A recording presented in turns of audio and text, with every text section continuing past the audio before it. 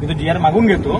तो GR असं म्हणतो की JNPTला जर का आपल्या सर्व स्थानिकांना नुकसान भरपाई द्यायचं आहे आणि त्याचं काम जर एखाद्या एजन्सीला दिलेलं आहे तर ती एजन्सी इंडिपेंडंट नाहीये, ती JNPTशी संलग्न आहे आणि JNPT त्या एजन्सीला पैसे देणार आहे. त्याच्यामुळे ती प्रामाणिकपणे काम करणार नाही. त्याच्यामुळे त्या एजन्सीनी एक त्रयस्थ पार्टीला, जी एखादी गव्हर्नमेंट इन्स्टिट्यूशन असेल, उदाहरणार्थ CMFRI आहे किंवा एखादं TISS सारखं एखादं कॉलेज आहे किंवा माझं कॉलेज, आता मी या संदर्भात बोलतो, BNN कॉलेजमध्ये आमचं असं स्वरूपाची कामं होतात, तर तशा कॉलेजेसला इंडिपेंडेंटली अपॉइंट केलं जातं आणि ते कॉलेजेस आपलं जेवढं सांगेल नुकसान भरपाई तेवढी द्यायला लागते. आता इथे हे जे आपलं जे टेंडर मी चेक केलं, हे जे बिल्ड एन्व्हायरमेंट कंपनी जी आहे त्यांना टेंडर देण्यात आलेलं आहे 5 करोड रुपयासाठी. म्हणजे फक्त आपल्या मासेमारांचं वर्गीकरण करून एक सरकारी जो GR आहे त्यानुसार 6 कॅटेगरी करण्यात आलेल्या आहेत आणि त्या कॅटेगरीच्या नुसार प्रत्येकाला नुकसान भरपाई दिली जाणार आहे. सरकारी नुकसान भरपाई ही अत्यंत कमी आहे.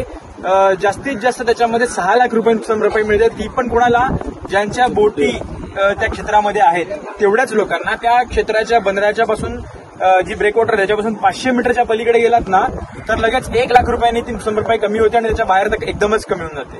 तर हा जो विषय आहे, हा संपूर्ण जो मासेमारी क्षेत्र बाधित होणार आहे तो सरकारी नुकसान भरपाईच्या GR नुसारच ते नुकसान भरपाई देणार आहेत. पण तो कन्सल्टंट लोकांना फसवतोय. तो सांगतो की आपण नवीन काहीतरी करू आणि त्याच्यासाठी आम्ही त्याचं टेंडर चेक केलं, त्याचा RTI मारून आपण त्याचं संपूर्ण टेंडर मिळवलं. त्याच्यामध्ये त्या टेंडरमध्ये वरती स्पष्ट उल्लेख आहे की ऍज पर प्रिव्हॅलंट गव्हर्नमेंट पॉलिसी, म्हणजे सद्यस्थितीला जी शासकीय नुकसान भरपाई आहे त्यानुसारच या माणसाला आपल्याला नुकसान भरपाई द्यायची आहे. आणि आपल्या लोकांना तो दिशाभूल करतोय की ही नुकसान भरपाई जी आहे ही आपण वाढवून देणार आहेत वगैरे वगैरे. तर अशातला भाग नाहीये. खरं तर पहिली गोष्ट, मुद्दा नंबर 1, हा डिरेक्टली सर्व्हे करू शकत नाही कारण हा इंडिपेंडंट नाही. त्याच्यानंतर मुद्दा नंबर 2, आता रिसेंटली एक हायकोर्टाचा निकाल आलेला आहे. त्याच्यामध्ये हायकोर्टाच्या निकालामध्ये हायकोर्टाने असं म्हटलेलं आहे की जी सरकारी नुकसान भरपाई आहे ही फारच तुटपुंजी आहे. त्यामुळे जो TISS या संस्थेने कोस्टल रोडच्या प्रकरणामध्ये जो सर्व्हे करण्यात आला होता तो त्या हिशोबाने नुकसान भरपाई देण्यात यावी आणि त्यांची अपॉइंटमेंट करण्यात यावी, असा एक रिसेंटली जो भाईंदरचा जो ब्रिज बनतोय त्या संदर्भात हायकोर्टाने निर्णय दिलेला आहे.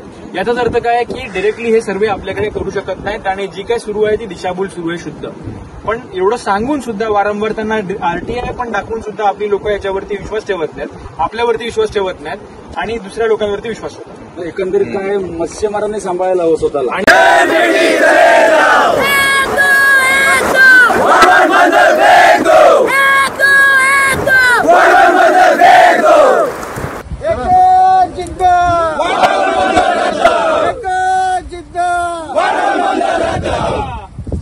रद्द करा, रद्द करा,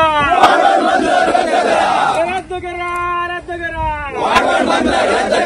चले जाओ, चले जाओ, चले जाओ, चले जाओ, हमारे गांव में, हमारे गांव में सरकार हमसे डरती है, पुलिस को आगे करती है, सरकार हमसे डरती है, पुलिस को आगे करती है. पोलीस प्रशासनाचा निषेध असो, निषेध असो, पोलीस प्रशासनाचा